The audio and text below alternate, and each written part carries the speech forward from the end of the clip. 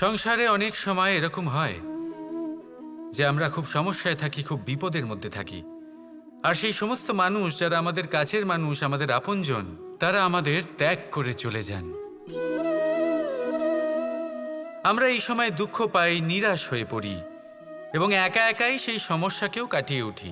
এবার পরিস্থিতি যেমন খুশি হোক না কেন, সেই সব মানুষ যারা এমন সময় আপনাকে ত্যাগ করেছেন, তাদের প্রতি ক্রুদ্ধ হওয়া, অভিমান করা, এটা আমি বলবো তাদের প্রতি কৃতজ্ঞ থাকুন।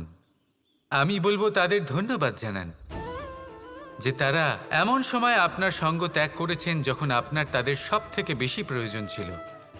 কারণ দেখুন, হয় তাদের বিশ্বাস ছিল যে আপনি নিজেই এই বিপদ থেকে বেরিয়ে আসতে পারবেন, বা তাদের ত্যাগ করার জন্য আপনি নিজের উৎসাহ বাড়িয়ে তুললেন, আপনি নিজের শক্তি বাড়ালেন এবং নিজে সেই সমস্যা থেকে বেরিয়ে আসলেন। নিজের খারাপ সময়কে আপনি নিজেই ভালো সময় করে তুললেন। শেষ পর্যন্ত আপনি আরও শক্তিশালী হয়ে উঠলেন, আরও শ্রেষ্ঠ হয়ে উঠলেন।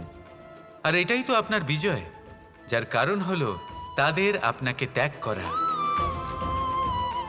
তাহলে তাদের ধন্যবাদ জানান আর আমার সাথে ভালোবেসে বলুন, রাধা রাধা।